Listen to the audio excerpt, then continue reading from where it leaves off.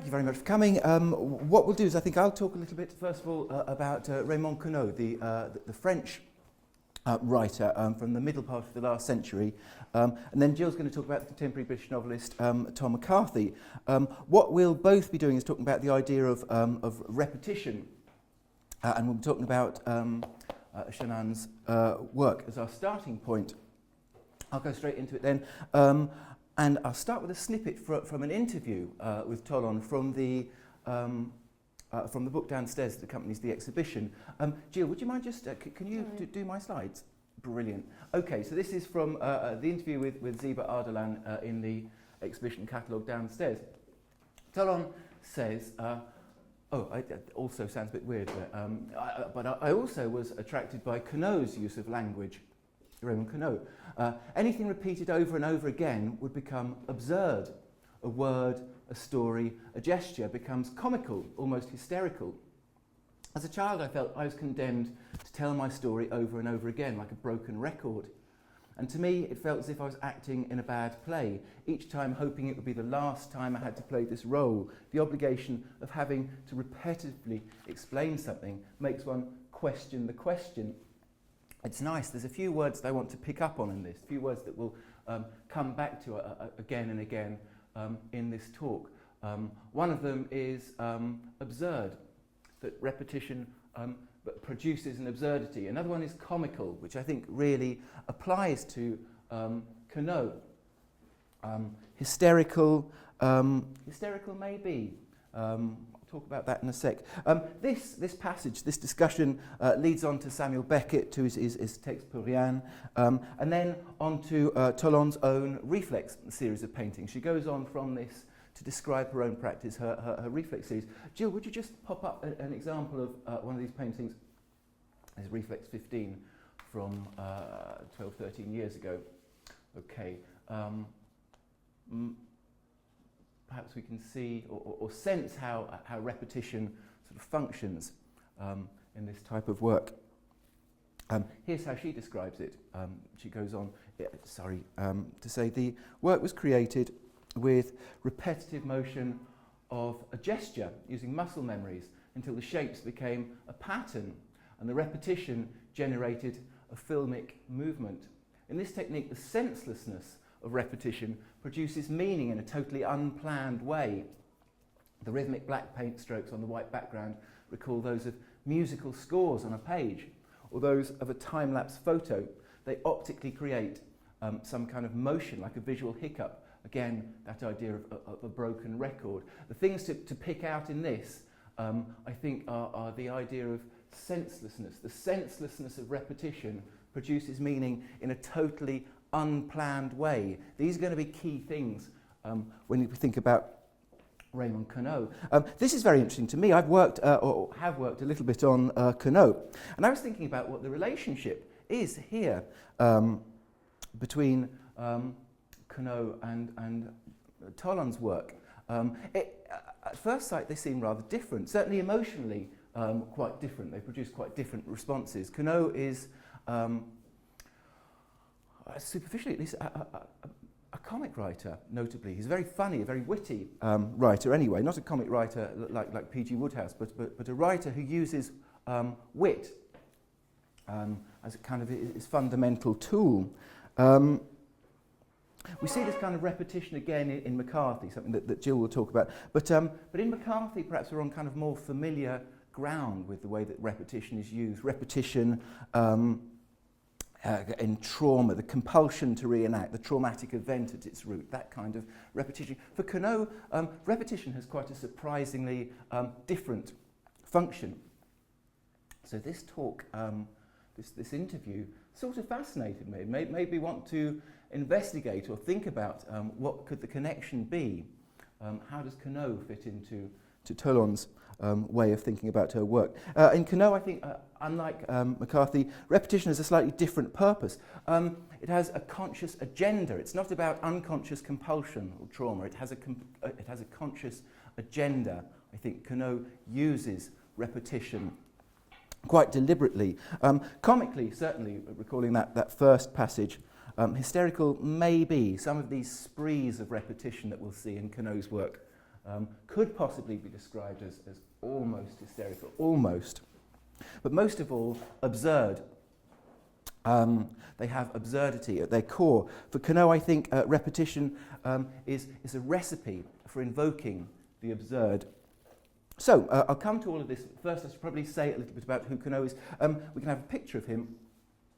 Here's Raymond Queneau with a dog, 1903 to 1976.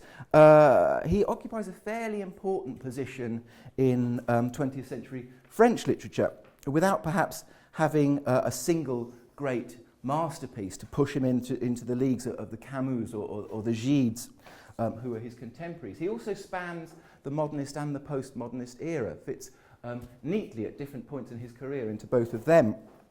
It's also quite difficult to identify a text of any great seriousness among his work, which perhaps counts against him. Perhaps that's why he doesn't seem to belong to the top stellar league of 20th century French writing. Nevertheless, as a novelist, essayist, poet, songwriter, and an eminent publishing figure, he had his finger in a lot of literary pies in the last century. He's also a highly accomplished amateur mathematician, which is quite important. He's born in Le Havre in the north of France in 1903 and was a member of the Surrealists in the 20s, from 1924 to 1929. Quite a prominent member of the Surrealists, until his expulsion. Like so many people, he was expelled by Breton in 1929. And I think this is really key, Queneau's expulsion from the Surrealists. When he talks about it later in life, he would always say that it was a personal thing. He fell out with Breton over a girl, actually. Queneau married a woman called Janine Kahn in 1928. Janine just happened to be the sister of Simone Kahn, who was André Breton's wife. Now, when Breton fell out with Simone and divorced Simone, that leaves Queneau in an awkward position, because Breton's excluded ex-wife is his sister-in-law. Queneau still hangs out with his wife and his sister-in-law, indeed goes on holiday with Janine and Simone. Breton, as we may know, is a difficult individual. This is too much for him, and Queneau is expelled from the Surrealists along rather petty personal lines. But I don't think that's the real reason. For Queneau, well, it certainly leads him to spend most of the rest of his career performing an intellectual critique of surrealism. An awful lot of Queneau's mid to late work, to me it seems, is a response or critique of surrealism. I don't think it is just over a girl, or at least if it is, it draws out a kind of intellectual attack on surrealism. We'll come to this. In the 1930s, he published his first novels. It's the same decade that he joined the French publishing house, Gallimard, where he'd worked for much of his life and where he'd rise to become a senior literary editor. So maybe somebody that we could compare him to would be somebody like Eliot, who has both a successful literary career and a successful publishing career as well. In 1950, he joined the newly formed Collège de Pataphysique, the Pataphysicians, a kind of mock-serious institute, which, for want of a better description, is dedicated, it's still going, the Collège, to the kind of pursuit of whimsy in intellectual endeavour, whimsical scholarship, whimsy mixed with a kind of weird scholarly rigour, so serious scholarly investigations of made-up things, for example, kind of rigorously footnoted. 10 years later, in 1960, Queneau was the co-founder of a subcommittee of the Collège dedicated to investigating ways that constraint could be used to produce literary text. Constraint like not using the letter E, or constraint like some of the things we'll see later. This is called the Oulipo and is still running today. Probably what Queneau is most famous for in this country, where his works aren't significantly translated, but the Oulipo is fairly well known, and Queneau, as the founder of the Oulipo, perhaps that gives him the most status in the Anglophone world. The Oulipo, I suppose, is probably the most notable avant-garde coterie in French literature during the last decades of the 20th century. Georges Perec is a member. Perec, of course, wrote the novel that doesn't have the letter E in it, as well as Life, a User's Manual. Italo Calvino is a member as well. A few of Calvino's later texts from the 70s onwards combinatory texts, things like If on a Winter's Night a Traveller or Invisible Cities, have these underlying algorithmic structures, which I think comes from Calvino's time in the Oulipo. I'll say a bit more of about these things later. I keep doing that thing, I'll talk about these things later. I'll talk about the Oulipo, the role of repetition in the Oulipo later.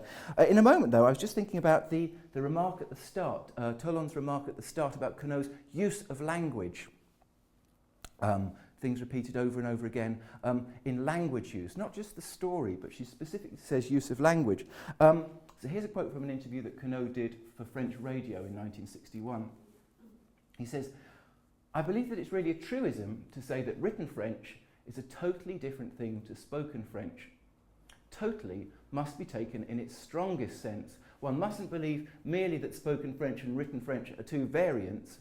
They're two different languages, almost as different as French and Latin." He's been asked at this point by the interviewer to talk about a much discussed word, the opening word, in fact, of his best-known novel, Zazie dans le métro, Zazie in the Underground, from 1959, famous film as well from 1960 by Louis Malle of Zazie in the Underground. The first word of that novel, Gill, if you don't mind bringing it up, is this one here, "Du qui peut d'entendre." You won't find it in a dictionary. That is because dictionaries are full of words that are written down. This word really plays on the difference between written and spoken French. Its English translator, when Zazie's translated, the great French translator Barbara Wright translates this as, "How can I stink so, though?" And you can see what's going on then, perhaps in the English. We can see, let's have another, thank you, Gill. How can they stink so, though? It's a contraction, "du qui peut d'entendre." What's happening here is that the words are being squashed together and they're being kind of transliterated into kind of their simplest form. But what's happening is the spaces between the words are being taken out, the words are being contracted into one simple thing that flows off the tongue. It doesn't have the gaps that we associate with syntax. In fact, it's written the way that you'd say it, because we don't talk with gaps between words. We talk in rhythm, that you have a gap when you're changing your train of thought, or you're thinking about something else, or pausing for effect. But usually, gaps are a function of writing versus speaking. It says something about the way then that conversational or spoken language is made of larger particles than written language would have us believe. Tolon's idea then that the reflex without thinking reminds me of this, the idea that the blocks which we habitually use, the blocks with which we habitually speak conversationally, don't have the lexical precision of a Virginia Woolf sentence. In fact, they're much more large scale. They're Duplo, not Lego. We agglomerate things when we use them over and over again. When we fall into phrases or patterns of words that go together, we might as well write them together, because that's how they function in our thought, I think Queneau is saying. As he puts it, if we can have another slide, there's another thing which strikes me as worthy of note, and that's the aggregative side, the tendency in current French to condense several words. So he's really describing what he was trying to do there. Condense several words, to say them in a single go. Moreover, since French is a language which is generally spoken very quickly, it is, we tend to agglomerate words, and this is a source of derivation in modern French. This is a way that words come about. This is a source of derivation, this agglomeration of phrases. French has always suffered from being able to coin new words, only with great difficulty, sometimes not at all. From water, we have to say the water which flows, the water that one drinks, etc. You see, you can't just pull up an adjective, but he says what French does then is squeeze the words together as if it were German, as if it had that capacity for the kind of extensibility of have I got that wrong about German? Compound word. Compound, thank you. Yeah, okay. So this is interesting. This reminded me of what maybe Tolon was trying to get at. But then I thought, I'm not sure that this quite gets it right. I'm not sure if this really goes all the way or says enough about the relationship between repetition in Queneau and Tolon. I don't think the linguistic level is the main thing, the word level. I think there's something much bigger that characterises his oeuvre in general, about repetition, about repeatability as an artistic ideology. But it's at a formal level rather than at the level of language. So for the rest of this talk, that's what I'm going to try and describe. I said that Zazie was his most famous novel. I wouldn't say that it's his most famous piece of writing. I'd say that Queneau's most famous piece of writing, probably either in France or over here, is the Exercises in Style. It's a text from 1947. Its relation to repetition is going to be pretty clear. Exercises in Style is a short book, but it tells the same story over and over again in 99 different ways. Obviously, repetitions fundamental to it then. The story itself is a kind of rather banal story, and I think that's important, deliberately so. The story is this: a man gets on a bus and he sees another man behaving somewhat aggressively on the bus. Later in the day, he's passing the Saint-Lazare station. He notices the same man having a conversation with someone else. The other person says, "You should get another button sewn on that overcoat." The end. So really a story of non-incident, almost a kind of non-story. What's important is to show how many different ways you can tell it. The way you can tell a story using different templates. You can write in different modes. Queneau has 99 of these. How many different modes there are for telling this non-story, and the varying effects that different styles can produce for the reader. So each of the 99 chapters, therefore, retells this story in a different style, and the chapter title will be the name of the style. So if we can have the first one, here's the beginning of the... Oh, maybe press it again. Very good. Here's the beginning of the first style, which he calls narrative. One day, about midday, in the Parc Monceau district, on the back platform of a more or less full S bus, now Route 84, number 84, I observed a person with a very long neck who was wearing a felt hat which had a plaited cord round it instead of a ribbon. Very basic technique there, very basic, descriptive, perhaps novelistic style. You can imagine you could turn it into Dan Brown style if you said one day about midday in the world famous Parc Monceau in whatever. But you can see how you can kind of play with the style there, and that's what he does. So not Dan Brown but Homer. One of the styles that he does is called the noble style, which is Homeric. You can just have the next. Maybe press it again. Great. Yeah, same story, this time in the style of a Greek epic. At the hour when the rosy fingers of the dawn start to crack, I climbed rapid as a tongue of flame into a bus mighty of stature with cow-like eyes of the S-line of sinuous course. I noticed, with the precision and acuity of a red Indian on the warpath, the presence of a young man whose neck was longer than that of the swift-footed giraffe and whose felt hat was adorned with a plait like the hero of an Exercise in Style. Okay, this is him verging on the postmodern here, as he so often does. You can see what's going on here. You can see repetition, though, is a chance to talk about style, a chance to talk about how it's not the plot here. It's what you do with the writing. Other things that you can do a 3-act drama. You can do it in rhyme, in rhyming couplets. You could do it in the style of a courtroom, of a courtroom drama, question and answer, or like catechism. What time was it? It was midday. Where was it? It was in the Parc Monceau. So he does that kind of interrogatory style as well, and so on. 99 times. It's repetition, and indeed, as Tollon says, it's repetition ad absurdum. It produces a kind of absurdity, and it produces the humour of overabundance, the absurdity of excess. This goes on in more styles than we can even imagine. One of the styles, I think, if I remember rightly, is rearranging the words into their parts of speech. So here's how the story looks if I take the narrative style and I put all the prepositions first, and then all the articles, and then all the verbs, and so on. Some absurd styles. It's a really nice book as well. The translation's fantastic. One of the styles is in a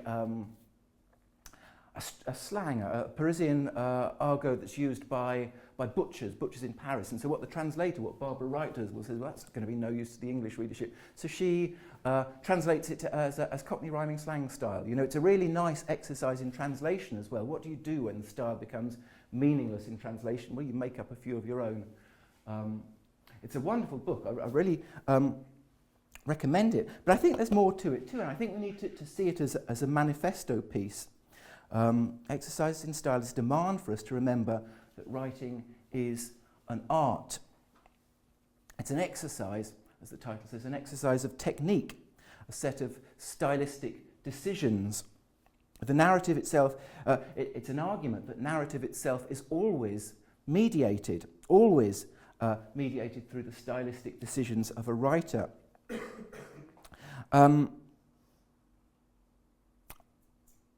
I think in a way, like all of Queneau's mature work, it's an attack, albeit a witty kind of rather debonair attack, on a certain tendency, or tendency among a certain group, to overlook the artisanal aspect of writing, a tendency to think of writing as pure expression. Now that's something anathema to Queneau, the idea of writing as pure expression. A tendency, of course, espoused by a very specific group of people that he'd encountered early in his life. Here's Queneau a little bit earlier in a piece of journalism from the late 30s. He says, the poet who pretends to dive into his unconscious, note the scare quotes there, a poet who pretends to dive into his unconscious to bring up the marvels and new worlds announced by Apollinaire is not an experimenter, but an empiricist.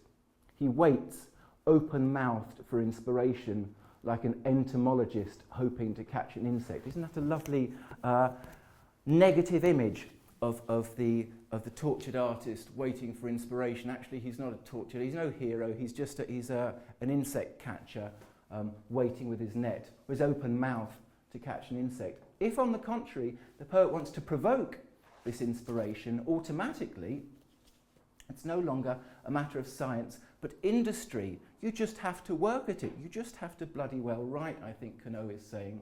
This becomes his ideology, I think, for the rest of his career. This is what the Oulipo is about. It's about, well, what can you do to bring on inspiration? What are the exercises that you can do to produce writing, rather than thinking, well, I'll just analyse myself, and that will be interesting for everybody. Clearly, it's the surrealists that Queneau has in his sights, the idea of diving into the unconscious, of waiting for inspiration, of simply putting oneself, one's supposed inner surrealist unconscious self on show. These are the things that Queneau wants to hang out to dry. And the repetitions of the exercises in style, I think, are a manifesto for technique. And the banality of the story doesn't matter. It's important, in fact, that the story should be banal, because the point is, it's the way you tell it. A few years later, 1960, we come to a slightly more extreme example of the same. In 1960, Queneau published his 100 milliards de poèmes. I've got it up on the slides here, but it might be useful if I quickly show you what it looks like. If you were a kid and you ever had one of those books where you have the head of a policeman, the torso of a ballerina and the legs of a footballer, and you can flip them, or Animaloids was another one where you can do the head of a rabbit and so on. This is a book that was inspired by that, and it takes the form of 10 sonnets. So 10 pages, or 10 poems, each written on the recto page of the book there, and between each line of the poem, the page is cut. So what we can do, I'm not doing it very well, if you have a ruler, is you can arrange it to make another poem. In fact, you can make 10 to the power of 14 different poems, 100,000, milliard, I'm not even sure what it would be, 100,000 billion poems, or something like that. The point is, Queneau's mastery here is making it so that in each of the 10 poems, it'll always rhyme. Whatever you do, it'll always rhyme, it'll always syntactically make sense. But then it's up to you. Let's take an example. This is from Stanley Chapman's translation. So let me show you a bit about how it would work. This is a poem that starts off singing about an Argentinian cowboy, gaucho, on the Pampas. Don Pedro from his shirt has washed the fleas. This sonnet works very well. We can see fleas, disease, clings, pings, and so on. If we click a button, highlight a line, let's say I wanted to flip over the third line. I don't like that one. I'm going to replace it. One more button press. There we go, we've got a new one. Don Pedro from his shirt washed the fleas, the bull's horns ought to strike like a bone. Upon his old oak chest he cuts his cheese. I wonder if that means the same thing in French as it does here. What he says about it, though, is if we can just flip down, its composition was inspired by the children's game Heads, Bodies, Legs. Just as in that game, parts from each section can be interchanged, so any line in each of these sonnets can replace the corresponding line in any other sonnet. The rhyme scheme of the sonnets is uniform. Grammatical correctness is assured no matter what sequence of lines occurs. So the result is a book that contains a vast number of potential sonnets, 10 to the power of 14, each of which is grammatically and prosodically correct. In fact, he says in the introduction, if you were to read one poem per minute, 24 hours a day, the book contains just over 190 million years worth of original reading material. It's good fun, but it's also very much a product of its time, of the intellectual moment in Paris in the late 50s and the early 60s, the structuralist moment. It's effectively a literature machine. It's a machine for creating poems. Calvino would write about it a bit later in the 60s when he's just discovering Queneau and the Oulipo, and he talks about it as being a literature machine. This is an idea that Calvino becomes very interested in as well. There are clearly far more poems in this book than could ever be expected to express something about Queneau. It gets rid of the idea of poetry as something, a message that I, the poet, I, the important genius, deliver to you. I have observed this in myself, and now it's clearly a book that's part of the moment that would produce Roland Barthes' Death of the Author. This is about pure reader-orientated material. This is a book about just completely expunging the idea of the author, or expunging the idea of voiding the idea of the pure expression. The poems, it gives us the tools, it gives us the machinery and the levers to produce poems, but the poems will be impersonal. They're wiped clean of the taint of the author, if you like. So it's one of the great pieces, I think, of structuralist literature. It's a manifesto piece against the romanticism of the creative process, the idea of the creative process. This isn't process, this is procedure. Repetition, repeatability. The repeatability of a function, like a machine operation, you can do again and again. That's the key. Do this, do that, et voila, a poem. It's repeatability is exactly what the game is about here. And as if we needed more confirmation that this is really what Queneau is thinking about at the time, here's another procedure from round about the same time. This procedure actually is invented by a member of the Oulipo. So 1960, the year he's writing this, is the year that he forms the Oulipo as well. And one of the original Oulipo members, a chap called Jean Lescure, comes up with another procedure, another way for inventing poems. And he calls it S+7, or English N+7. N stands for noun. It's the noun +7 technique. So let's have a look at how Queneau describes the N+7 technique. N+7 consists in taking a text. So you start off with a pre-existing text, somebody else's, or maybe something you've written, but you then treat it. You replace each substantive with the seventh following it in a given dictionary.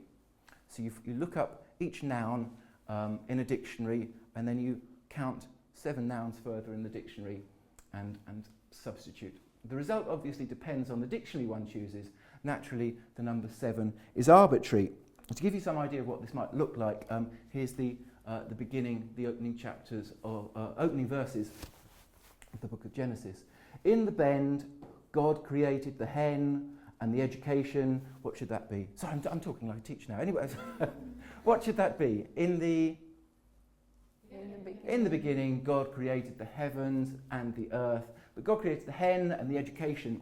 And the education was without founder and void, and death was upon the falsehood of the demand. In my best vicar voice, I slipped into this, I didn't mean to do.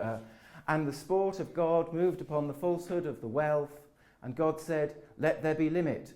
And there was limit. It's sometimes said that the Oulipo cheat a bit when they're using this. Here's a text where I think, God, it can't be that good, can it? It can't work that well. What they've used is as a bilingual dictionary, a translation dictionary, English-Russian dictionary. It does look a bit too neat. The point is, though, that once again we have a method for creating works that's repeatable, that's a procedure, and it doesn't require any soul searching. Nobody can say that this is exactly what Raymond Queneau wanted to tell us. Well, actually, since it works a little bit too well, perhaps there is a little bit of cheating going on. But the idea of S+7 is about this idea of being able to create a work that's free of the author, that doesn't have that taint of the message of the kind of romantic genius expressing himself. Here's what Raymond Queneau has to say about it. Again, later, using this kind of device, the appearance is surrealist. Perhaps it's really nice. He actually mentions the surrealist by name. This is the same radio interview in 1961. He's saying, okay, you can use N+7, you get a poem that appears surrealist perhaps, but the method is not, which is quite important. This isn't a surrealist device. Count 1, 2, 3, 4, 5, 6, 7 in a dictionary, then change the nouns. It's an automatism, but it's an automatism which has absolutely nothing to do with what we call surrealist automatic writing. The surrealists have their own game called automatic writing. If the result is surrealist, or at least seemingly surrealist, this is simply an appearance. They've nothing to do with each other. The two automatisms are of quite different orders. So he's quite explicit that the appearance is surrealist. What's great about this is it allows you to produce surrealist texts, or texts that are indistinguishable from works of surrealism. Wonderful, but it's so easy. Contrast this with Breton. If we can just have a look at how Breton talks about the writing, the process of writing from the Surrealist Manifesto.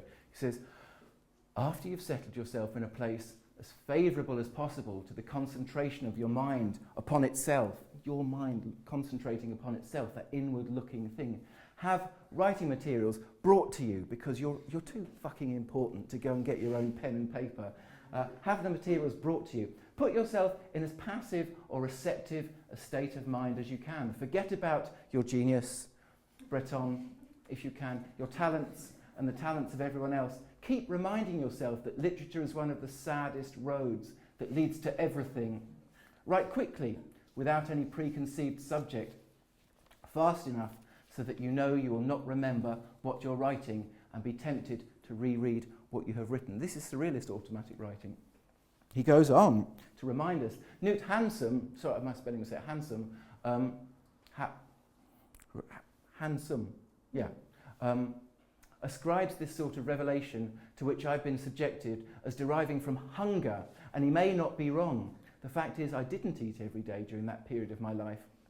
Apollinaire asserted that Chirico's first paintings were done under the influence of kinesthetic disorders, migraines, colics. So if you have a headache, that's a good thing. That's likely to produce better work. And Queneau has the cheek to point out that we can get the same results. Oh, sorry. Never mind. Or results that are indistinguishable, but without all the pain. All you have to do is be able to count to 7. I sometimes think this reminds me of that story about Dustin Hoffman and Laurence Olivier when they're filming Marathon Man. Do people know it? I think it might be apocryphal, but there's a torture scene. Laurence Olivier is a Nazi on the run in 1970s New York, and Dustin Hoffman's been captured by him, and he's about to be tortured. Hoffman, being a method actor, to get into the role, stays up for 3 nights in order to get the kind of jumpy exhaustion of the torture victim. He turns up on set, and Olivier hears about this, and Olivier says, why don't you try acting, dear boy? And this is Queneau saying the same thing. Look, this bullshit about have your pen and paper brought to you, maybe it'd be better if you're starving, you can get the same results if you just count to 7. What it reminds me too are the idea of the appearance, the work which seems to be something, but is actually produced through procedure. It reminded me, bringing us back to Shannon's work, the works where the appearance is photographic or architectural, these pictures, but in fact they're not photographic, they're not architectural, they're processes with paint.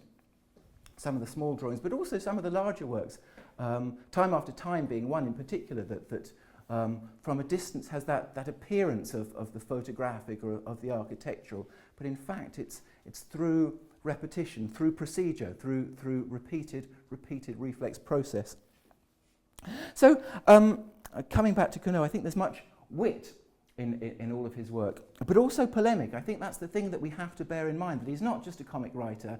The wit is all there as part of his method, part of his polemic, part of his expression of a really sincere artistic ideology, which is a critique of surrealism. Repetition, repeatability, the replacement of process with procedure, being presented as an ideological challenge in Queneau to what he sees as the misrepresentation of psychoanalysis in surrealism, a lazy fallback on supposedly making the latent manifest in surrealism, as if that were inherently interesting.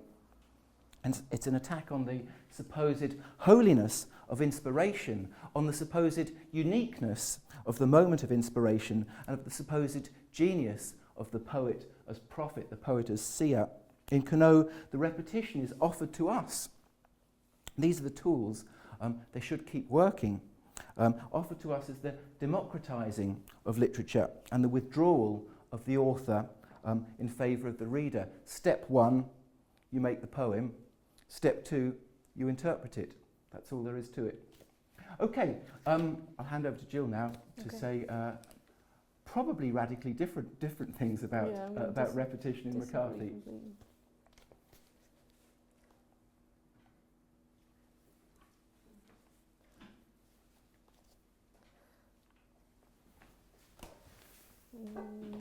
Okay, sorry.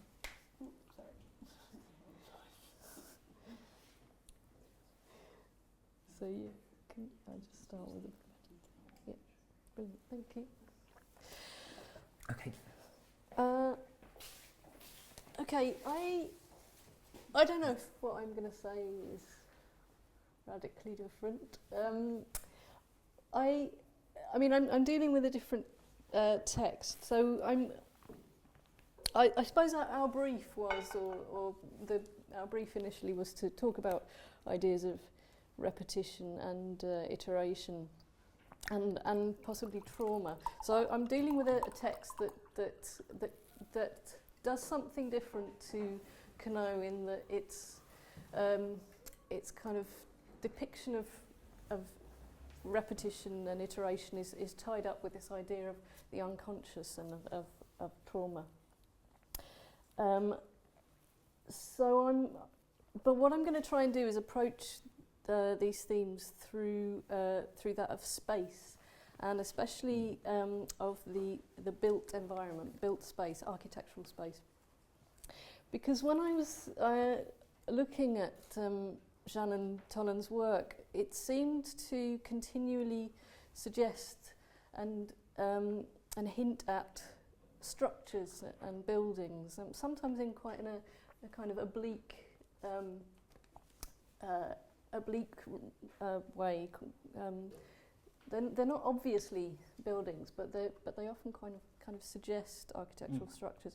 But these are often strange, vertiginous types of architecture. They elude our attempts to map the whole, and they instead give us elements and details repeated over and over. And they're often kind of quite ghostly and dreamlike. And if we look at the next slide, their interior space and their perspective seems difficult to read, to make sense of. so it's difficult to kind of map this space, but sometimes, oh no, can we go back? Oh, sorry. Yeah, or they won't let us in at all. They're all exterior. They're kind of flat and grid-like, and working through these endless repetitions on a theme. But repetitions of what, I suppose, might be one question, because contrary to our first impressions, these aren't photographs or collages, but paintings. So perhaps they're representations of an absent photograph. That's one possibility. They're endless copies of a copy of an imperfectly remembered or imagined original. So it's easy to lose our bearings with this kind of space and with these structures, but perhaps we could start to map their coordinates by taking a tour through some equally disconcerting spaces, some literary spaces, namely the phantom architecture that we find in Tom McCarthy's 2008 novel Remainder. And that's what I'm going to try and do in this paper, navigating a way through the distinctive and strange non-spaces that McCarthy presents us with, and hopefully maybe have that kind of route might be in dialogue with what's going on in the spaces in Toland's work. So first, an introduction to the book and its protagonist,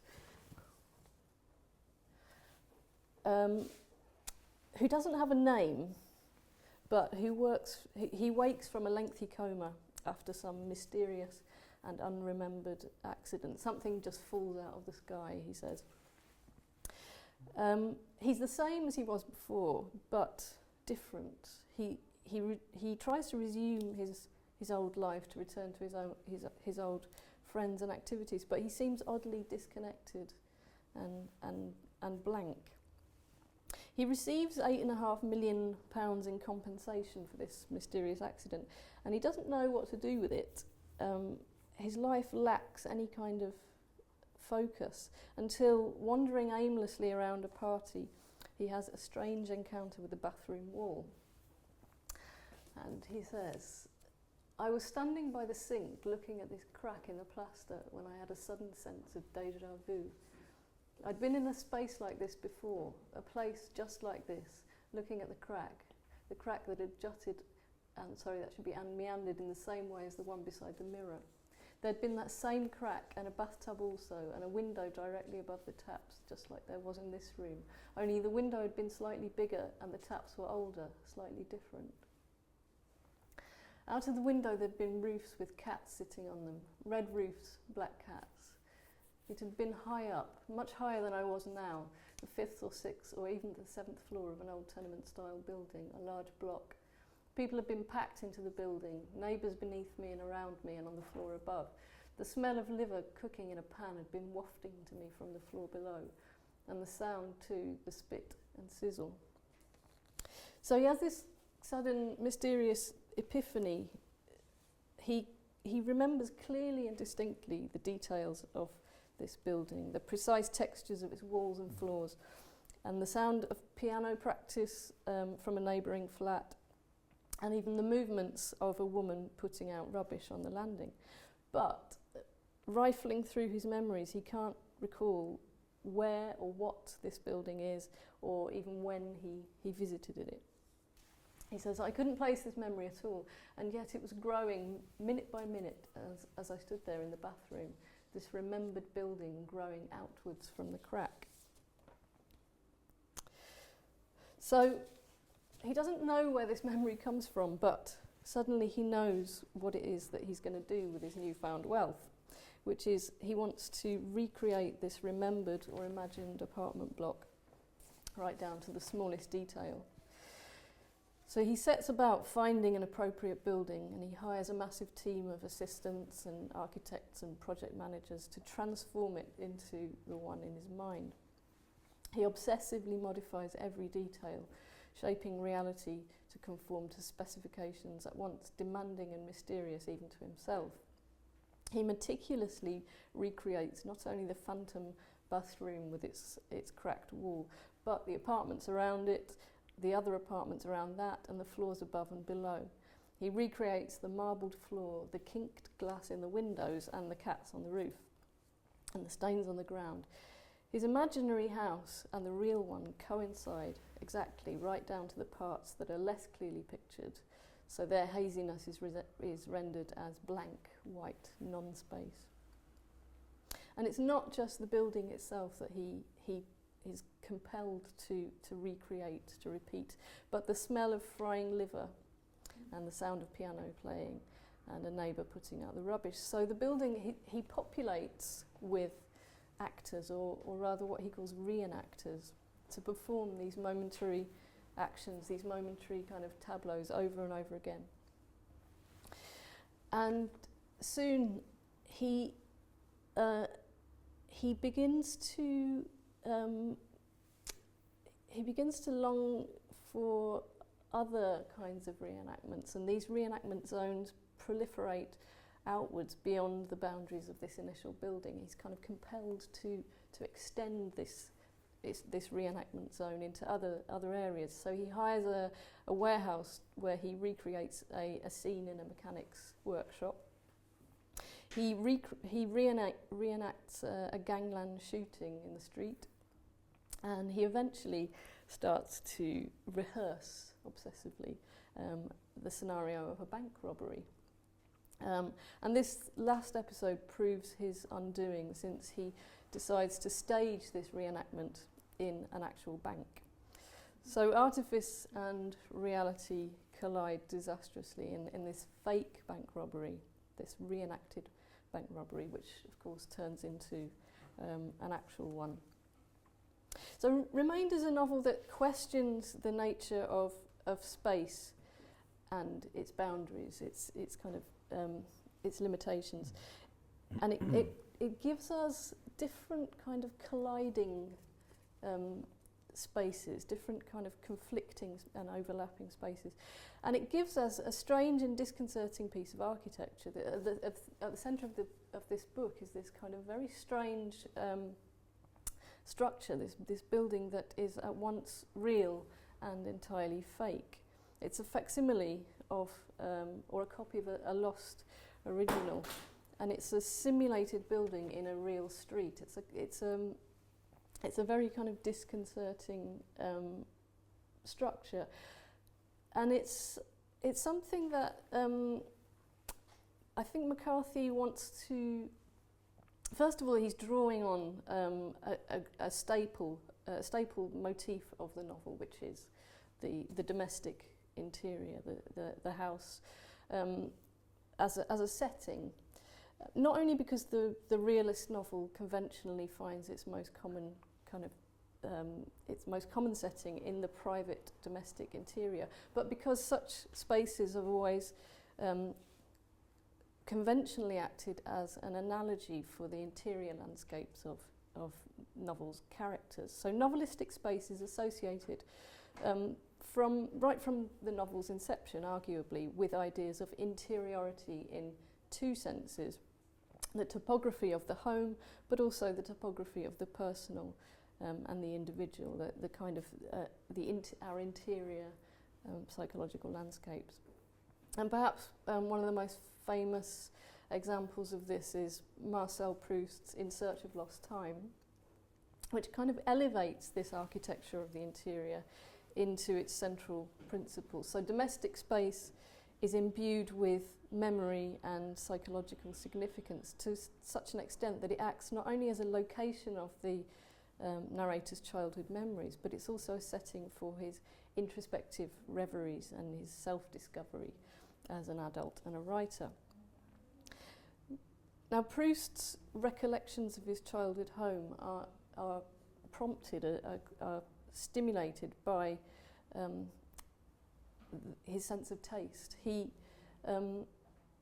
tastes a madeleine, a cake dipped in tea, and suddenly his childhood home unfolds, he says, like a piece of Japanese origami. All around him he can see this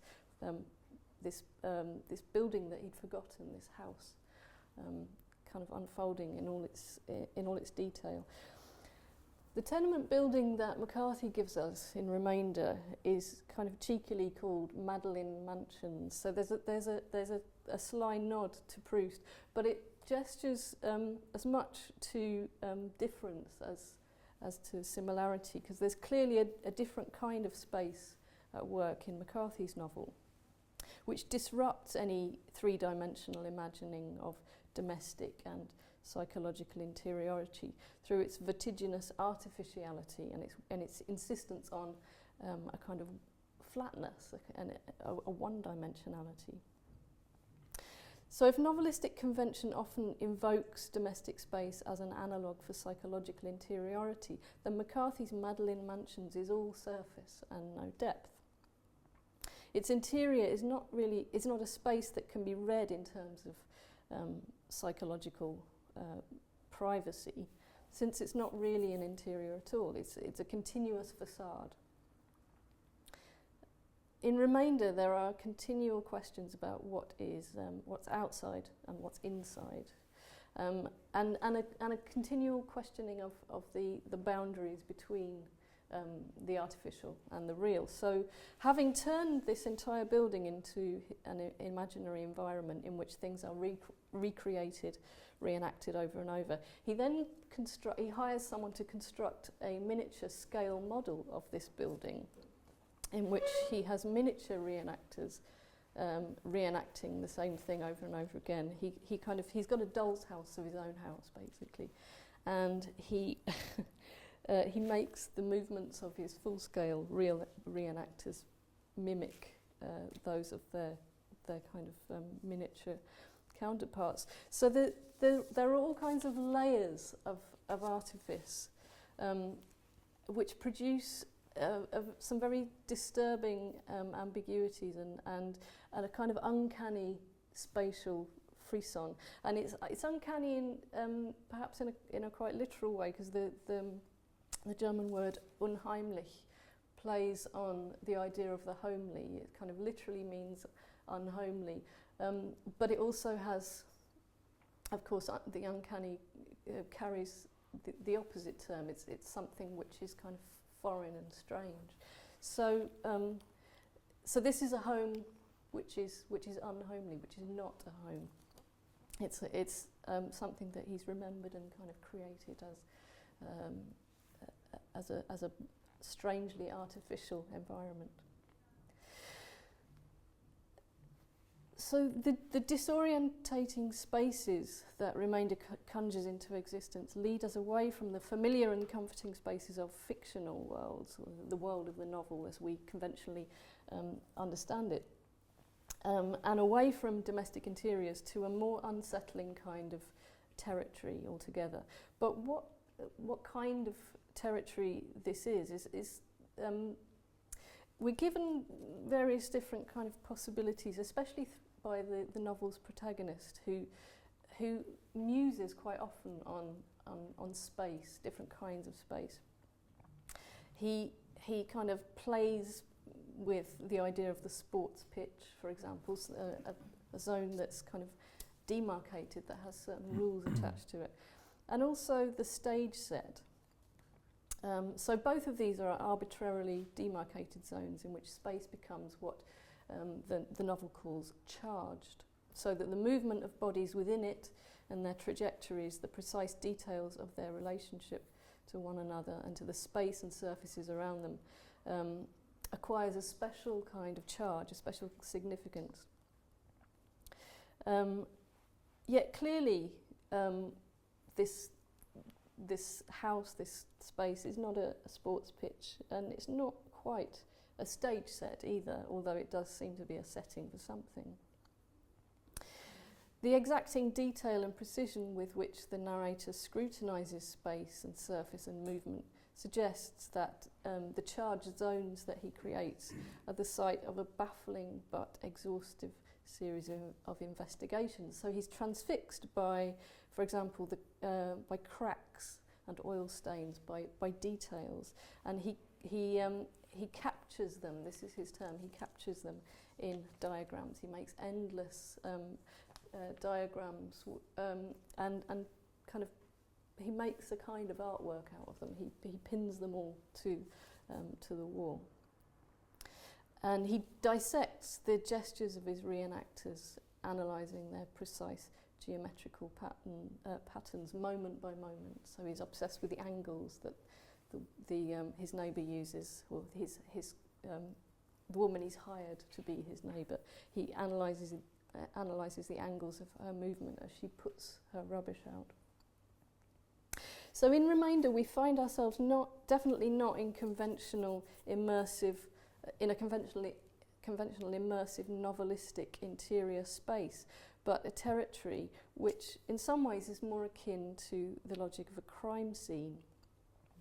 So the kind of location where such investigations are carried out, where movement and trajectory, surface and angle acquire such charged significance, is usually the aftermath of a crime, sealed off so that events can be recreated through forensic examination of their traces.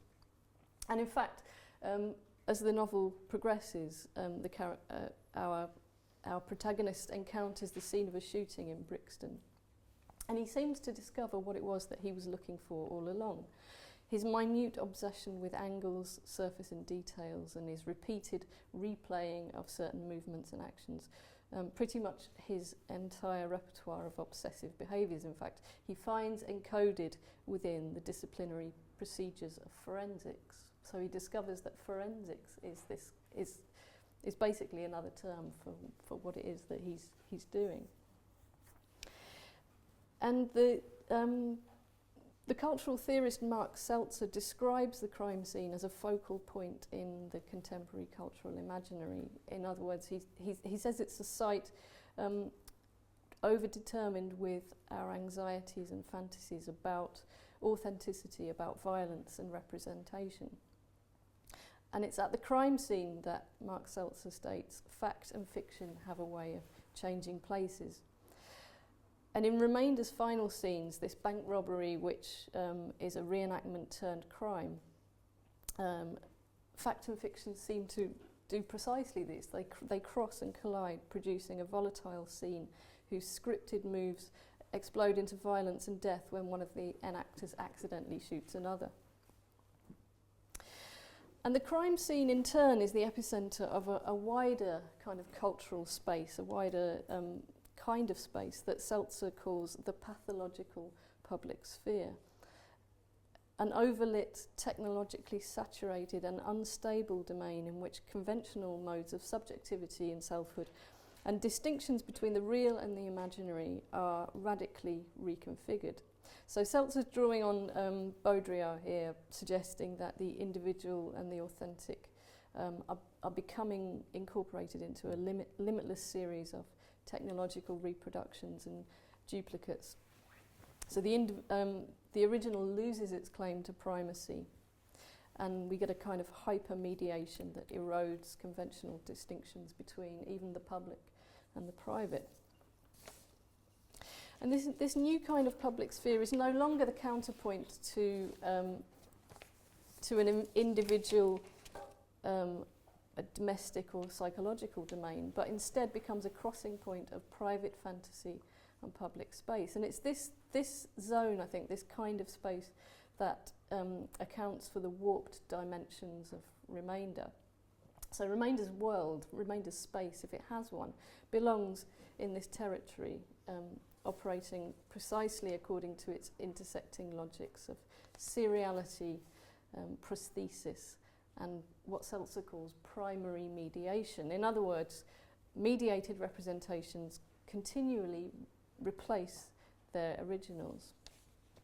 The narrator says, it's me, it's the real me, interrupting his own prosthetic answer phone voice. But in truth, he has no real self, because every movement and action in his repertoire has to be painstakingly learned from scratch following his accident. So he's kind of reinvented, reprogrammed himself. His memories have returned to him in moving images like a film run in instalments, which appear to him to be less real than watching Robert De Niro on the cinema screen. At least De Niro seems natural. Everything about this narrator is unnatural or second-hand, jerking back and forth like a paused video image. He's already his own mediated double. His reenactments are a bid to be authentic, to merge seamlessly with reality, but they only introduce more layers of mediation, more layers of representation.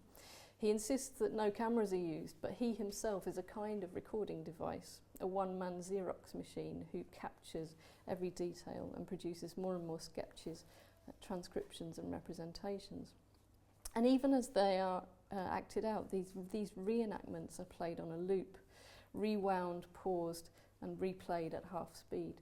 So filming in effect is redundant when reality already behaves like a recording. So the protagonist creates worlds, he builds worlds, he builds spaces and creates this architectural space, which is as artificial, as depthless and as blank as himself. And in this sense, he's not merely an unreliable narrator, but almost an impossible narrator. He's a character within a novel, yet he doesn't subscribe to the what we might think of as the paradigm of novelistic fiction, or to the depth model of selfhood and subjectivity and space that underlies it. So he subverts the perspective of the novel. He seems incapable of inhabiting the fictional world as convention demands, and instead his presence is disruptive, constantly drawing attention to the paradoxes and conventions of fictional illusionistic space. He exposes the workings that lie behind the scenes, so that in staging his reenactments, for example, he produces a kind of a strange kind of Beckettian theatre of anti-illusionism. So the participants in one reenactment, speaking at half speed according to his instructions, recite in a monotone the words "I am real" over and over again, which of course suggests just the opposite. He creates artificial worlds only to expose precisely their artificiality, their strangeness and their arbitrariness. And the worlds he creates are ones in which the normal currency of the novel's plotline, namely human selfhood and moral agency, is excised and replaced instead with things like the geometry of movements, surfaces and patterns. And as readers, seeing events through his narratorial point of view, we're forced to read in something like the same way. And this is what makes this book such a strange read. Remainder doesn't permit the kind of readerly engagement we might conventionally expect in a novel. Even more disconcertingly, the space of the novel is something we're not permitted to enter fully.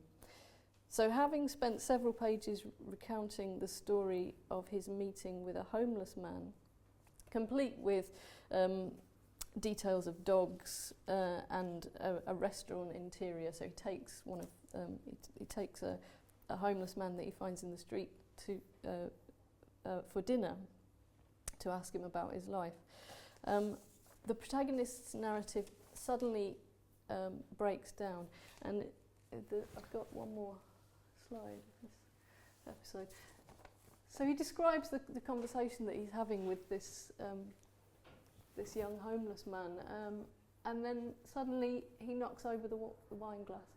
My hand hit the wine glass. The glass fell over and the wine sloshed out across the tablecloth. The tablecloth was white. The wine stained it deep red. The waiter came back over. She was young, with large dark glasses, an Italian woman, large breasts, small. "What do you want to know?" my homeless person asked. "I want to know," I started, but the waiter leant across me as he took the tablecloth away. She took the table away too. There wasn't any table.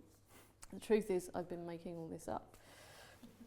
So his narrative has a kind of traumatic moment itself. It has a kind of nervous breakdown. And this moment brings us up short. No sooner has this spatial illusion been created, this kind of 3D perspective, we're in the restaurant, we're talking to the homeless man. No sooner has this been created than it's collapsed. It's folded in on itself. So maybe to use Proust's analogy, the kind of origami is folded back. And it prompts a series of other troubling questions about how much we can believe of this narrator's story. What's real in this novel? What events actually happened? And which are the product of a traumatized and possibly delusional mind? So it's a fiction that plays with and sometimes even refuses fictional conventions. It consistently explores and exposes these conventions and specifically the spatial paradoxes that underlie them. Reminder's narrator unfolds his imagined world only in order to collapse it once again. In one sense, this means that it continually exceeds its own textual boundaries. But its flatness only draws attention, ultimately, I think, to its own tangible textual nature. It refuses to be read in terms of an illusionistic three-dimensional space, and instead it produces a different, disruptive set of spatial coordinates, setting up a constant tension between the illusion of depth, three-dimensional perspective, and the flatness of its medium.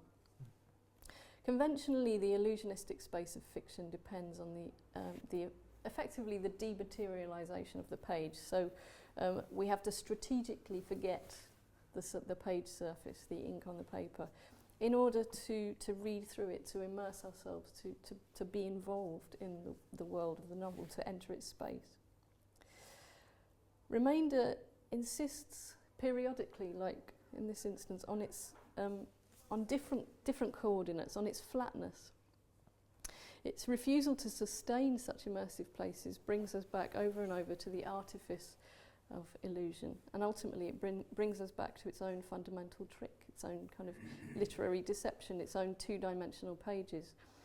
Such paper surfaces may promise depth, but the printed words nevertheless remain there as a troublesome material reminder that this is an illusion. The narrator is continually battling with what he calls stuff that interferes with the neatness and coherence and perfection he seeks in his reenactments. So messy brake fluid spills onto his lap. The phone socket disgustingly emerges from the wall. That's his word, not mine. And most tellingly, ink clings to his fingers for his tube ticket. So like the narrator, we're left in the end with the messy material residue, the inky remainder that stubbornly refuses to dematerialize. Were we going to open it up for questions now? Actually, I was thinking about when you were talking, which is kind of something for all of you. And as you were saying, when you were talking about Queneau, about repetition and his use of it as a way, as a sort of procedure, perhaps, of taking the author out of the text. And when you were saying that, I was coming back to something actually, Shannon, that you were talking about when you were talking us through the exhibition, which was that at a certain point in the development of your work, you wanted to take yourself out of it, in a way, and sort of being in time after time, it just feels so kind of insistently repetitive, and so the question, I guess, for you is whether that was a way of you taking yourself out of it that way. Then I think also bringing it back to Gill. In McCarthy, it seems like McCarthy, through his repetition of spatial experience, he's almost looking to find himself in that, or not. That's my question. Is he taking himself out, or is he putting himself in through his repetition? Yeah. Loaded question. Yeah, I don't know what to start to answer this question. Time up, just out of time. I don't know, I was just listening to your talk about Queneau was giving himself a especially some kind of restriction in order to create something. Yes, yeah. You know, how he restricts himself, like, or removing certain letters, or and create by restricting, by not allowing himself, exercise this speed and just like having a very strict story to tell, and then from there multiplying a world out of it, like making a book out of one story. And in Time After Time, it's just one square repeated with a how do you call it, a muscle memory. Basically, it's a reflex, but muscle memory as in, when you repeat a word again and again. And so basically, once you do that kind of repetition, whether you want it or not, you do remove yourself from it. While when you create a world, then you realize it's big enough, and it does suck you in. The space is created from one movement, repeated over and over again. It's like scoring with music. Or you could think of it as a prison cell, scoring your weeks, same sort of line, and 1, 2, 3, 4, 5, 6. So in a way, that I was thinking of that, and I just really love that whole parallelism between Proust, Madeleine, and unfolding from a smell. The world, just one little smell, you unfold a perspective of the world. It surrounds you. And it's a little bit like that, the time after time, from one movement, or maybe, like Madeleine, which brings out the memory of, whole space, time, and everything. And in time after time, it is like from a gesture, it creates a world. I don't know how to explain it. I think a couple of things strike me. One of them is this kind of like Hegel idea that quantity changes quality, that a little bit of repetition does one thing, but when you have a real excess, I mean, seeing time after time for real is quite surprising because it's so big. The repetition is so kind of enormous. And I think the same thing happens with exercises in style. If it were 10 exercises in style, that would be okay, we take the point, but it goes on to this almost, or not quite, but almost kind of hysterical length where you run out of simple kind of narrative styles, and you come up with new. I talked about the one where he places the words in arbitrary orders. So I do think that that this that it enters another plane, or it becomes about scale when repetition goes beyond a certain kind of degree, whether it's the hundreds or the thousands or something, that the artwork takes on a kind of a new meaning about proportion, about scale. But something else I think is important thinking about the Oulipo, which is the Oulipo has been around for 54 years now, founded in 1960, and it hasn't stayed the same. And so we can talk about the Oulipo quite simplistically, and we say Oulipo, it's about procedure, about constraint. But what the members have felt that they're doing, I think, has changed over time. And it's founded, as I say, right in, slap bang in the middle of the kind of structuralist period. And certainly I think that for Queneau it's about getting rid of the idea of the artist being within the work. But when you start to read some of the second wave members, people like Calvino or Harry Matthews or Georges Perec, for example, when they talk about what they're doing, but what does writing without the letter E do, for them it's something quite different. For them, they invoke a kind of psychoanalytical idea that's much more in line with what the Surrealists say. They start to talk about, well, constraint allows me to say things about myself that I didn't realise that I wanted to say. Now that's not at all what Queneau thinks, that's something quite different. We're back to the idea of it allows me to make manifest the things that my repressive mechanisms weren't allowing me to say. So I can't remember why I started on this, but I do think we need to make a distinction when we're talking about the Oulipo, about who is it who said, when we say what are they trying to do, who is it who's saying it, or when are they saying it? Because the Oulipo, like all movements, it follows the larger intellectual trends in which it's set. So when the structuralist moment passes, the next set of Oulipo members start to talk about their practice in a different kind of ideological or a different kind of psychoanalytical way. They start to talk about expressing themselves again, start to talk about saying things about themselves, things that were otherwise repressed. I couldn't, without doing it in an anagram, I wouldn't have been able to release that material again. It's interesting when you think about how the repression, I mean not repression, but restriction has been actually the generator of, Yes. of multiplication. Basically, when I said time after time, I just was thinking about time multiplied by time. It's almost time. When you, in a way, I was always wondering, in exercise, in what way, is it exercise of style?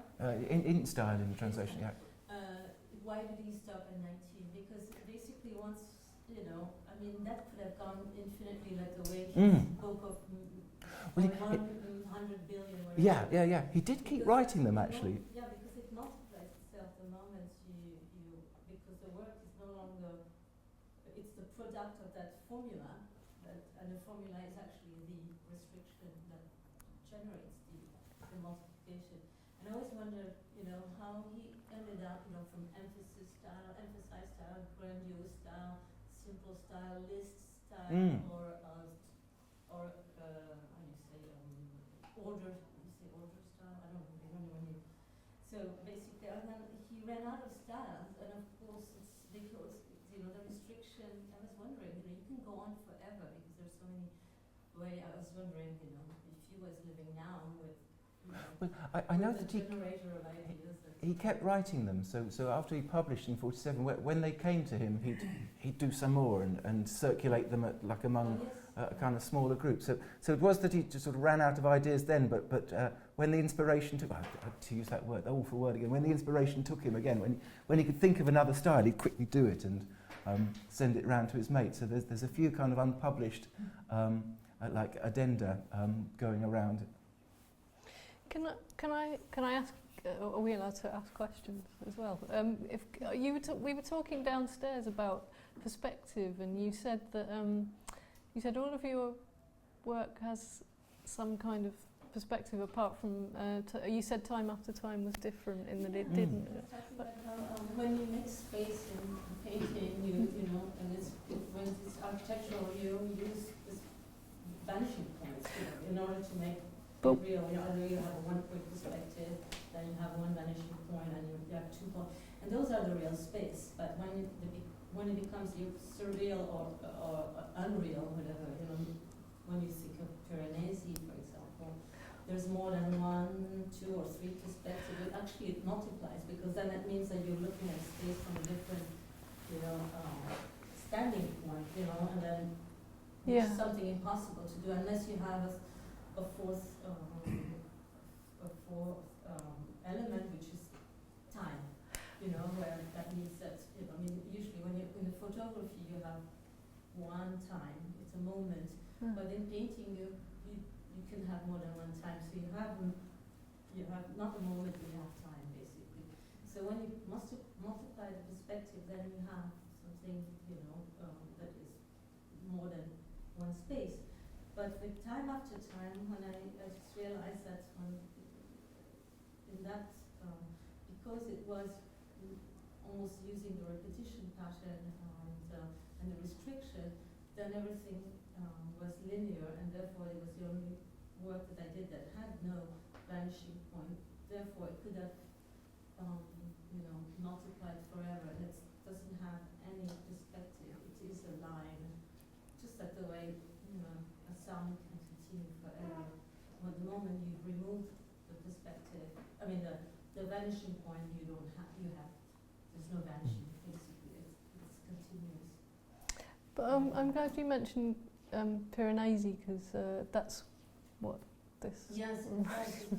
But not print. I mean, the prison cell, which I usually is etchings, but the drawings that he did that are now hanging in John Stone's were the ones that were, when I saw them, along with, other artists who use space in an abstract sense, because it's not really, what interests me is more than spaces that pretend, but invites you in and traps you, basically. So it's, you have it, and they're non-spaces, but then they're recognizable. And why do you recognize them if you don't have the reference of it? So everyone would see something different because it is seen from different angles.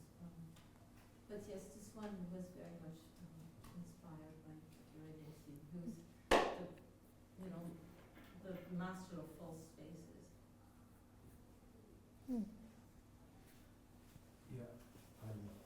I'm just finding myself fascinated by things I didn't even know I was aware of.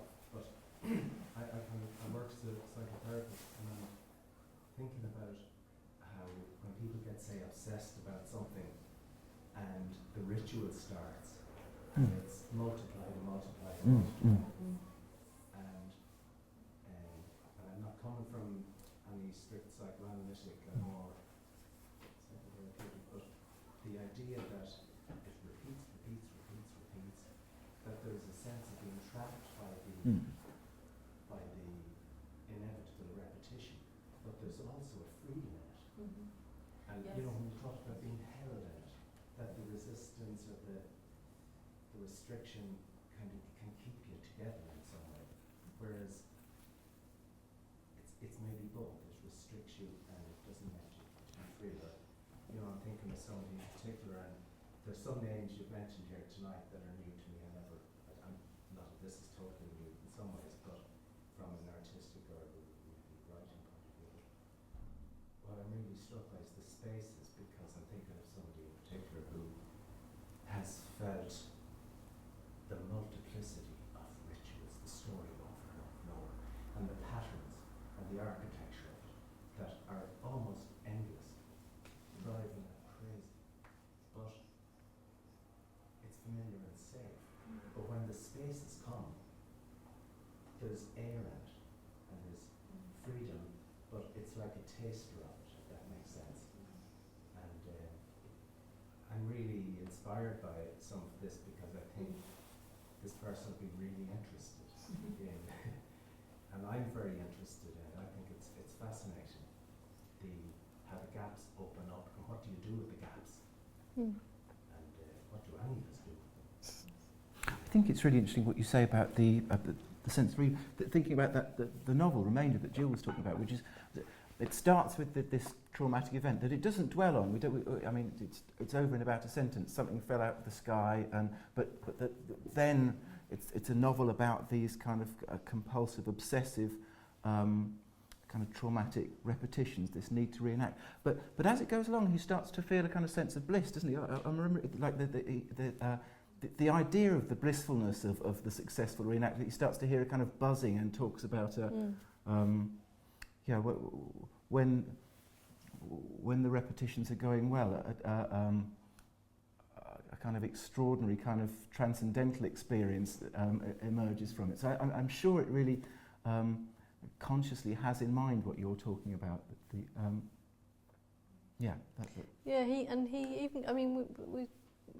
We've been mentioning repetitive strain injury a few times, and that he actually